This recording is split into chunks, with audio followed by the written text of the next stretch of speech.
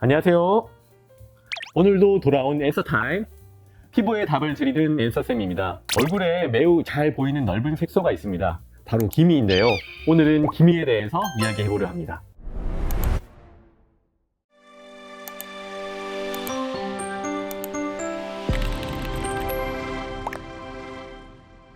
기미는 고객분들 뿐만 아니라 저에게도 큰 숙제입니다. 그래서 오늘은 기미가 무엇인지, 기미의 근본적인 원인은 무엇인지, 그리고 홈케어 방법까지 한 번에 알아보는 시간을 가지도록 하겠습니다. 그럼 시작해 볼까요? 앤서 타임! 햇빛을 많이 받으면 피부색이 어두워집니다. 이를 흔히 햇볕에 탔다라고 표현을 하는데요. 이는 피부의 색소인 멜라닌의 합성이 증가하면서 피부 표면에 색소 보호막을 형성하는 과정입니다. 멜라닌은 원래 피부의 방어막으로 작용하는 거죠. 이전에는 기미가 색소 세포에 문제만 있다고 여겨졌었지만 최근에는 여러 가지 연구를 통해서 기미가 발생할 때 피부의 진피 환경에 여러 가지 문제가 동반된다는 것이 발견됐습니다. 기미 부위의 피부는 여기 뭔가 문제가 생겼어. 일단 방어막을 계속 만들어야 해 하면서 반응하고 계속 방어막인 멜라닌을 만들어내는 것이죠. 기미는 주로 광대뼈, 이마, 코, 윗입술, 턱까지 나타날 수 있고 타입별로는 여러 가지로 나눠볼 수도 있습니다. 기미의 모든 원인이 완전히 밝혀지진 않았지만 지금까지 알려진 내용을 정리해 보도록 하겠습니다. 첫째, 유전성이 있습니다. 기미는 체질이나 유전적인 요인이 있는 사람에게서 발생합니다. 100% 유전이 되는 것은 아니지만 어느 정도 영향을 미치고요. 동양인의 피부는 백인에 비해서 기미가 생길 확률이 훨씬 높습니다. 기미 발생 가능성은 30대 중반 이후에 피부 진단기를 촬영해서 숨어있는 색소를 발견해서 예측할 수 있습니다. 둘째로 자외선입니다. 자외선은 색소를 생성하는 멜라닌 세포를 직접 자극해서 색소의 분비를 증가시킵니다.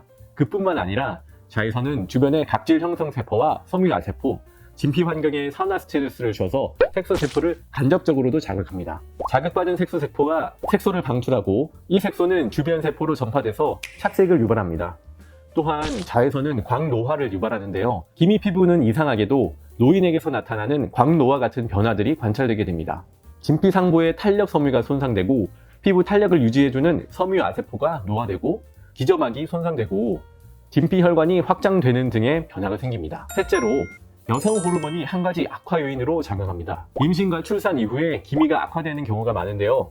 경구 피임약을 복용하시거나 호르몬 대체요법을 하는 것도 기미를 악화시킬 수 있죠. 다행히 완경 이후에는 기미를 악화시키는 요인이 많이 줄어들기 때문에 기미가 잘 심해지지는 않습니다. 반면에 남성이 기미가 생겼을 경우에는 여성 호르몬이 적음에도 불구하고 기미가 발생한 것이기 때문에 기미 자체의 힘이 좀 강하다고 볼 수 있고 치료 기간이 여성보다 길 수 있습니다. 넷째로 모든 피부의 자극이나 염증에 의해서 악화될 수 있습니다. 물리적인 찰과상 같은 외상이나 지나친 세안과 마찰, 화장품의 부작용, 레이저 시술 등에 의해서도 기미가 악화될 수 있습니다. 이번 편에서는 집에서 할 수 있는 홈케어 기미 관리에 대해서 알려드리겠습니다. 현재 병원에서 치료받고 있는 분들이라도 잘 챙기시면 좋으실 것 같습니다. 첫 번째로 자외선 차단제를 철저히 바르는 것이 가장 중요합니다. 아침에 한 번 바르는 것이 끝이 아니라 야외에 장시간 동안 햇볕에 노출이 예상될 경우에는 틈틈이 덧바르는 습관이 필요합니다. 피부와 상황에 맞는 선크림을 찾는 것이 모든 사람에게 주어진 과제인데요. 기본적으로는 발랐을 때 눈이나 피부가 따갑지 않아야 합니다. 선크림은 물리적 차단제와 화학적 차단제로 나눌 수 있는데요. 물리적 차단제는 자극이 적고 지속력이 높지만 백탁 현상이 심하고 클렌징이 조금 더 어렵습니다.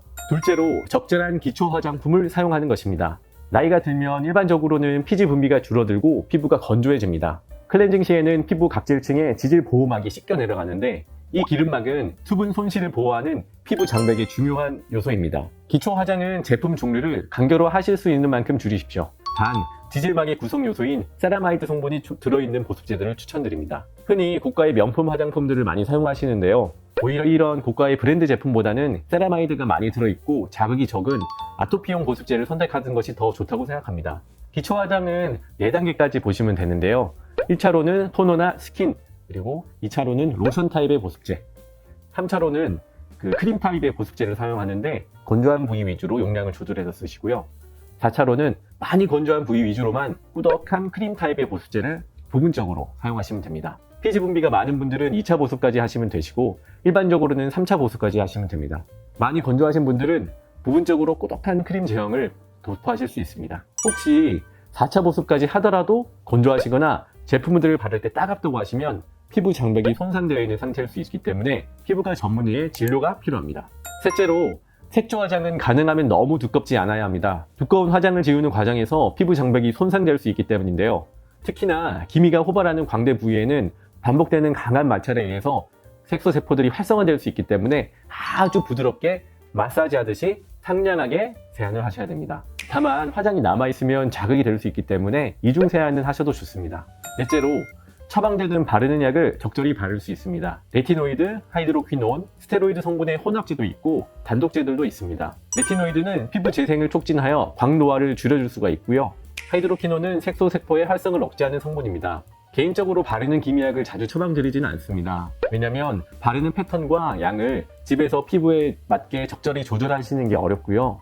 일반적으로는 바르는 약 없이도 치료를 통해서 기미들이 어느 정도 줄어들기 때문입니다. 레티노이드가 포함된 약을 바르실 때는 지켜야 할 사항들이 있습니다.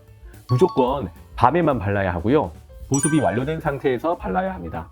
그리고 너무 많이 바르지 마시고 소량씩만 발라야 합니다. 다음날 아침에는 세안을 꼭 하셔야 되고요. 피부가 민감해지고 빨갛게 부어올랐을 때는 도포하시면 안 됩니다. 다섯 번째로, 항산화 보조식품의 사용입니다. 항산화 식품이나 도포제는 근거가 완전히 확립된 방법은 아니라서 도움이 될 수 있다 정도로 보시면 되실 것 같습니다. 건강식품으로 먹는 글루타치온이나 비타민 B3, 비타민 C, 비타민 E 등을 사용해 볼 수 있고요. 비타민들은 자외선 차단제나 미백 기능성 화장품의 성분으로 자주 사용되는데요. 사람에 따라서는 자극이 될 수 있기 때문에 만약 도포 후 따갑거나 가려울 경우에는 사용을 피해야 합니다. 오늘은 기미와 기미의 홈케어 방법에 대해서 알아봤습니다. 기미는 다른 색소들과는 다르게 완치 개념은 없고요. 평생을 악화하지 않도록 잘 관리하면서 함께 해야 합니다. 다음 시간에는 병원에서 진행하는 보다 효과적인 치료 방법에 대해서 알아보겠습니다. 경험이 많은 피부과 전문의의 도움을 받아서 치료받는 것을 권장드립니다. 오늘의 앤서 타임 여기까지.